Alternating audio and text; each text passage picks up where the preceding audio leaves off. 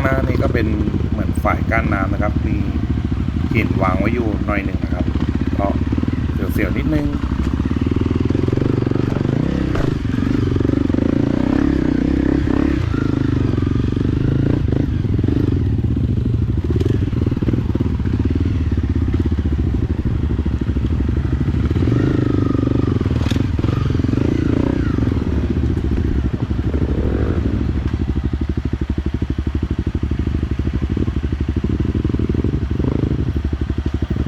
แถวนี้ก็เขาเรียกว่าอะไรไม่รู้นะครับแต่มีเหมือนที่สูบน้ำขึ้นไปบนถังด้วยครับตรงนี้ครับ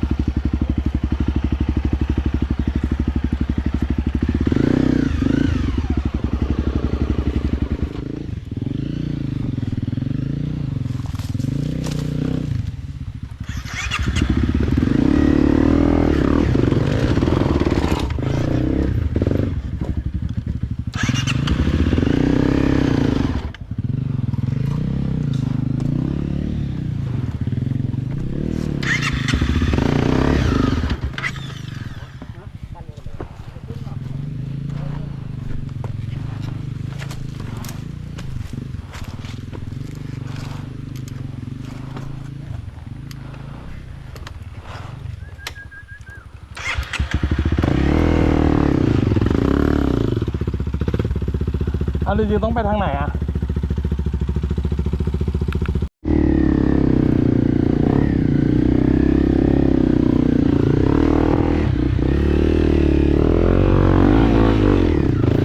ข้างหน้าก็มีเชือกกั้นไว้นะครับก็เลยไปไม่ได้ก็เลี่ยงทางไว้ก็ลงน้ำต่ออีกหน่อยครับผม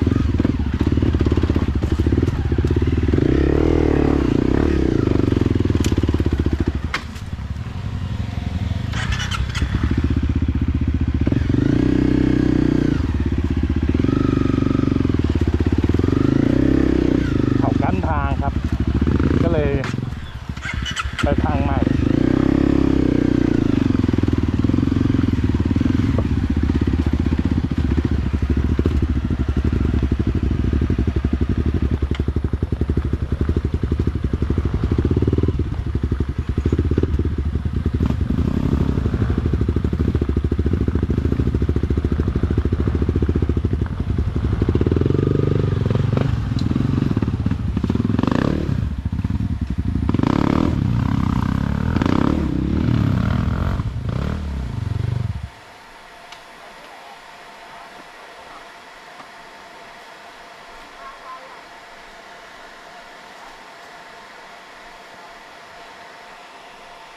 เมื่อกี้เราไม่พายนั่งเขาไปเลยอ่ะ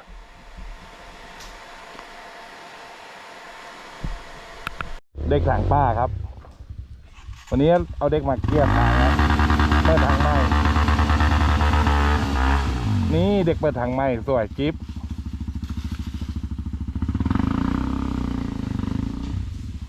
สวยเข้าลายได้แล้วครับ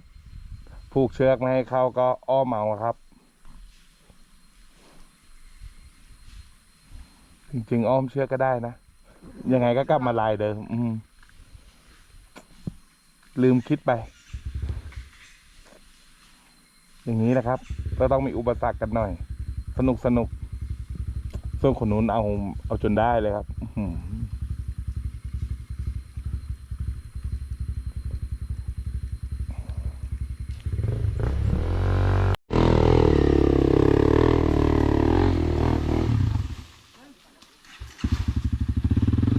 ครับขาเปล่าก๊อฟ ตอนนี้เราก็มาถึงแล้วนะครับ เนินที่เขาเรียกกันหมูตะก็ล่องลึกมาก ส่วนรถก็กำลังเรื่อยๆครับ แต่ล่องลึกเดินตามรถไม่ไหวครับ ก็ไปเรื่อยๆแล้วกัน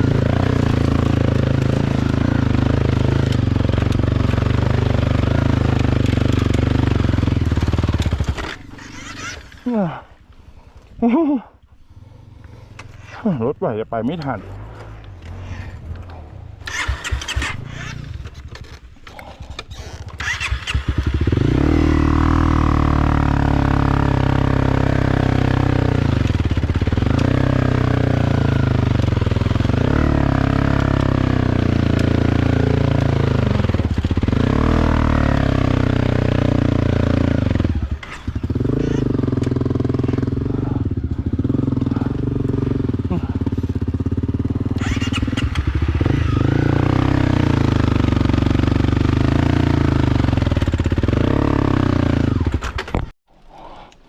ไปกีร่น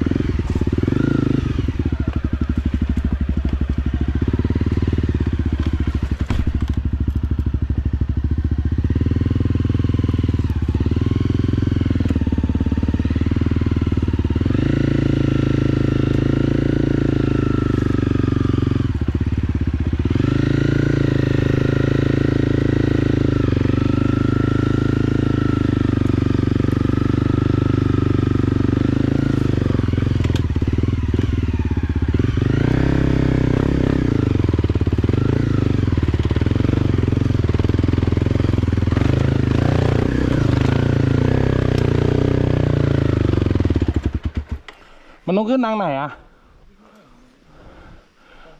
พี่เล่ต้องขึ้นทางไหน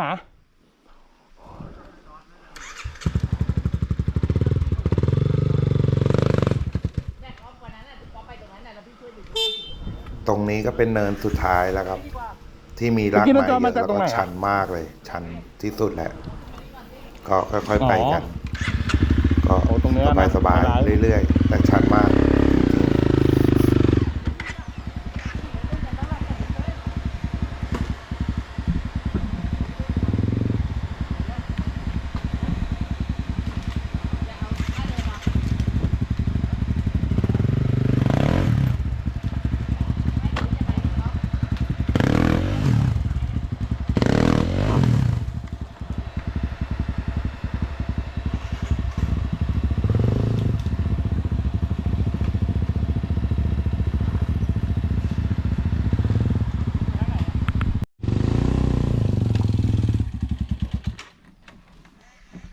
ก็ไปอีกหน่อยดิพิงตรงนั้นละ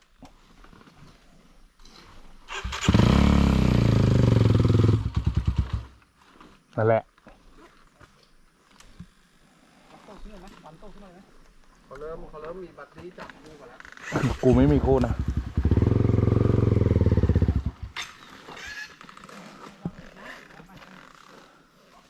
ยกรถเลยก๊อฟยกรถเลยยกรถกันเลยไม่ขับรถแล้ว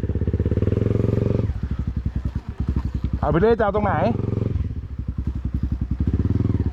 คุณจะเอาตรงไหนคุณก๊อฟ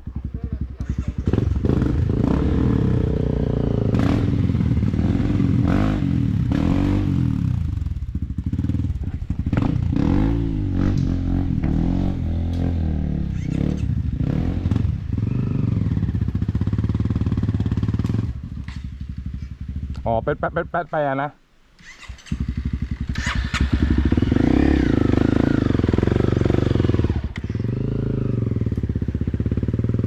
แล้วไปตรงมาจอนั้นรอดแล้วใช่ป่ะถ้าตั้งมันอะ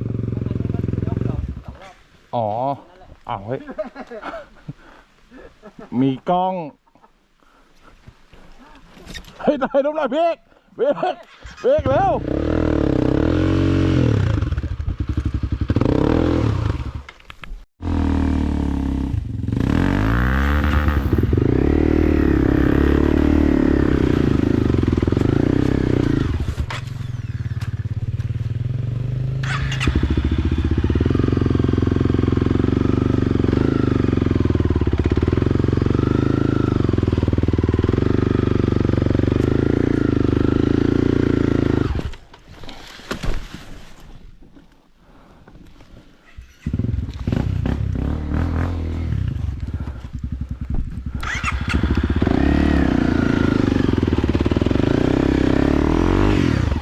อ๋อเมื่อกี้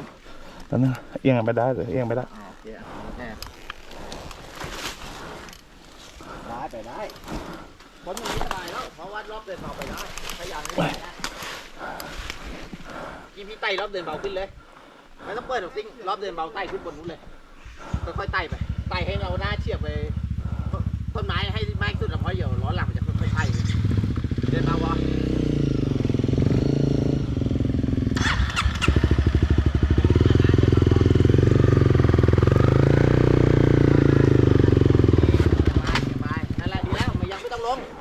เฉียบไปอย่างเดียว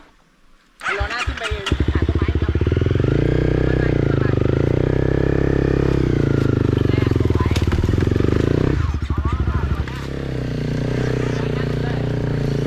thank you พี่จานเล่ขอบคุณครับ มาไม่ได้กอล์ฟลงไปยังที่หลอกแล้ว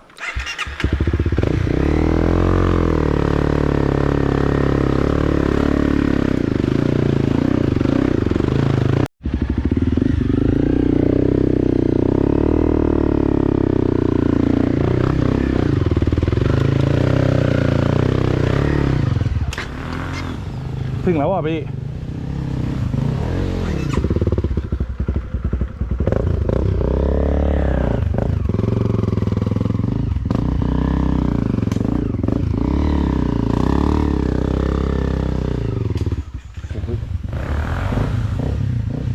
พี่เล่มันมีทางตรงไปนู่นเลยอ่ะพี่เล่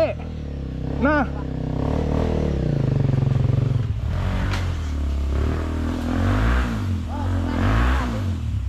ฮะง่ายกว่า ปัดเลี้ยวดิลงมาดิ ลากไม้บอก ลงมาดิน่ามันมีทางเลี้ยวให้ไปอยู่ไหลลงมา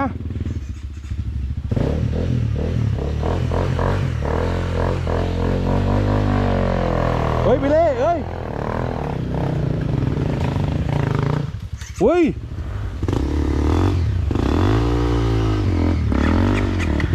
ตบไม่โหดเหี้ย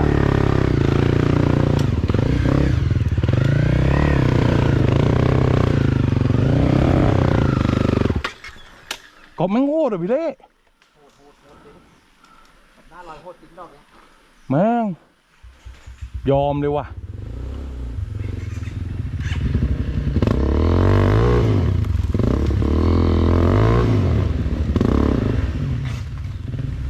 ซึ่งว่าเลี้ยวไปนู่นดีไหม ไปดูแล้ว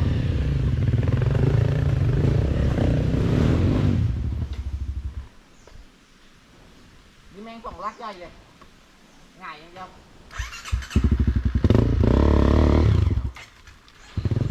แค่รถปกติก็อยู่ในองศาที่แบบว่าพร้อมแล้วอ่ะ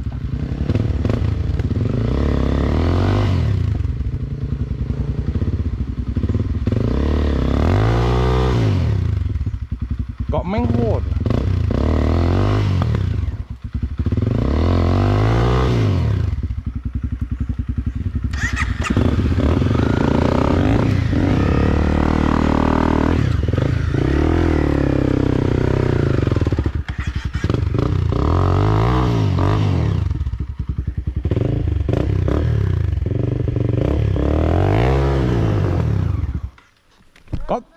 ก๊อฟตรงนี้มีรอยทะลุได้ป่ะก๊อฟตรงนี้มีรอยทะลุป่ะ นี่ไงไปนู่นไงวิ่งมาไปดูดิข้างหน้าเดี๋ยวพี่ย้อนกลับ เดี๋ยวถ้ายากช่วยดิ่งนะ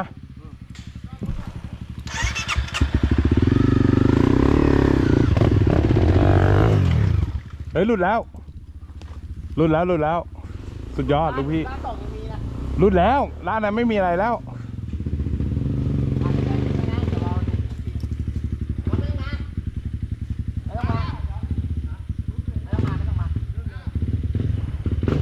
อุ้ยนะจอจะฉูดไว้นะพี่เล่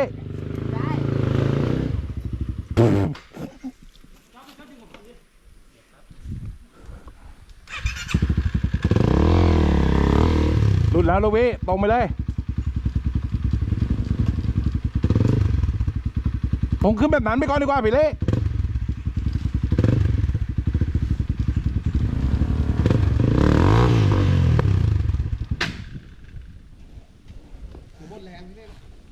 ถึงแล้วไม่ใช่เหรอเอาดิดึงไปเยอะเมื่อกี้คุณโหดจังวะฮะมีล้างไม้2 อัน ไปแกนะ นี่ ต ต ร รง ง ไป นี้ ก่อน ก็ใช่อะดิ ตรงไปก่อน เดี๋ยวกูไปตรงไปทางนู้นแล้วกันนะอะไรวะ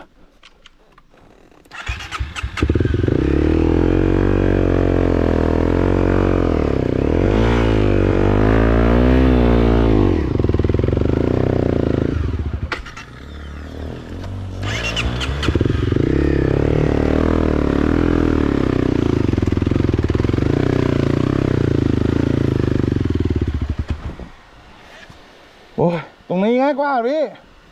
ลงไปเลยพี่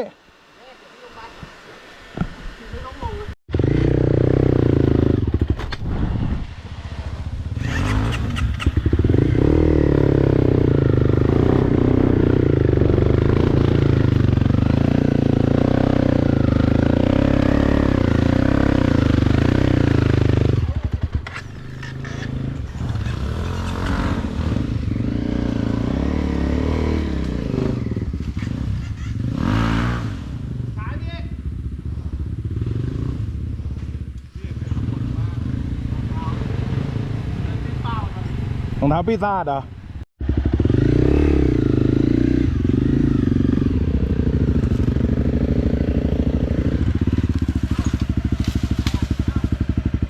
ย ากกับตรงนั้นน่ะ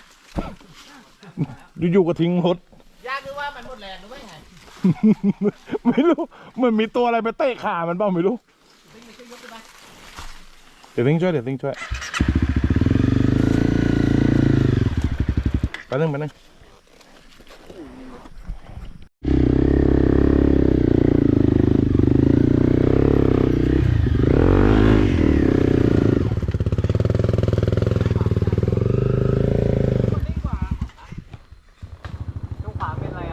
ไม่รู้ดิ มันเลี้ยวกันลบกันอะ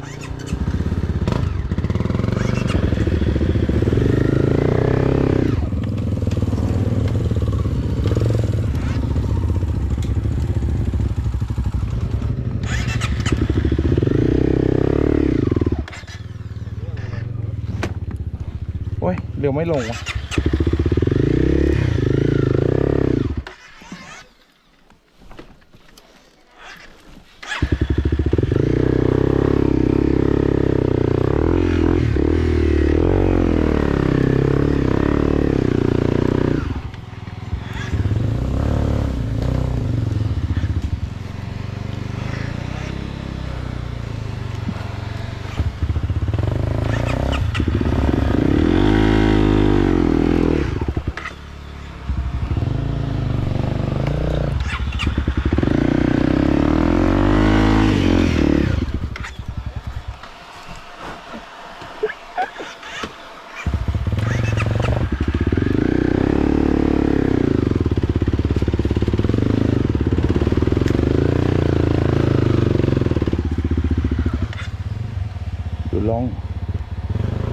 สุดลองเลยครับ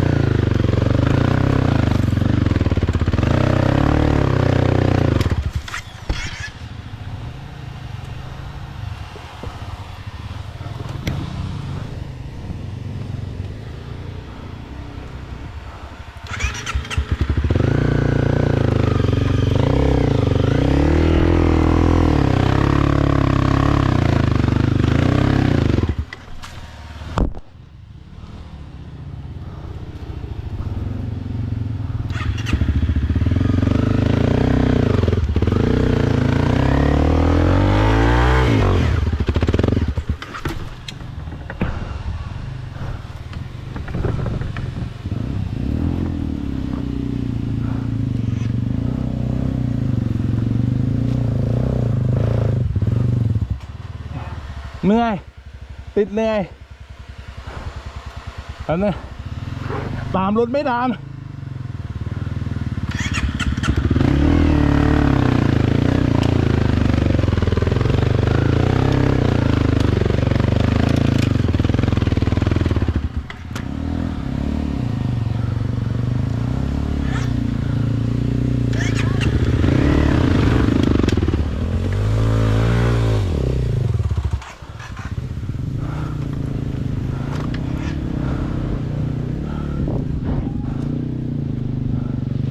เดี๋ยวเย็นดิดูพี่ฮะ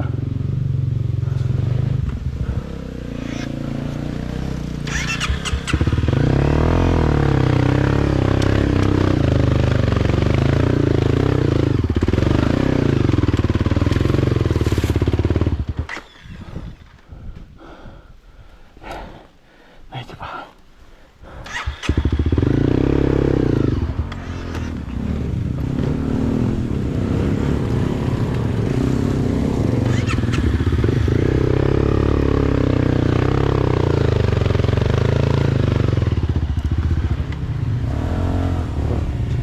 เฮ้ยขาย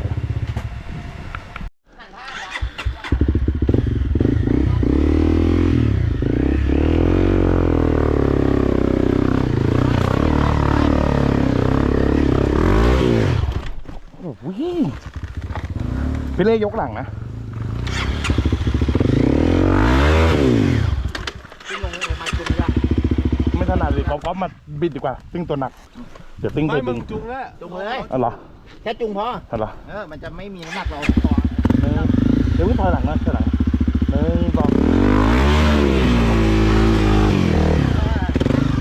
2โอเค เหยียบคิว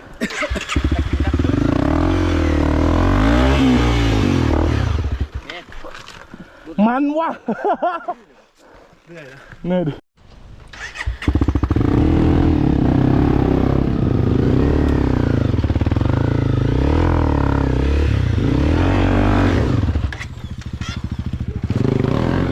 โอ้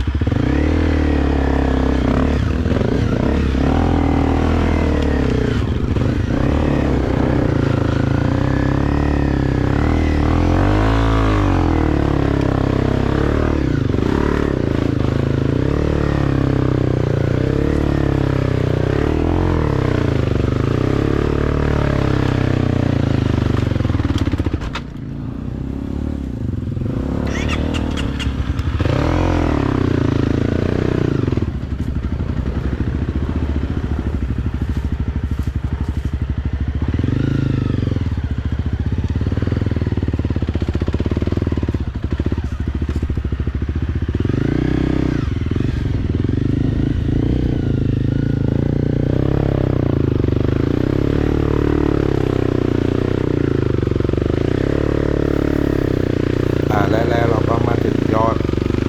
บอวีหรือตชดบอวีนะครับ ก็เหนื่อยเอาเรื่องอยู่ ก็ขอบคุณพี่ๆที่ช่วยคอยดึงรถกับทีมงานไม่โหดจะชวนด้วยครับ แล้วก็ขอบคุณคนดูที่มาดู ก็มีประมาณนี้ครับ เรา เส้ ก็ น ถึ ทาง ง แล้วครับ บอวีบุย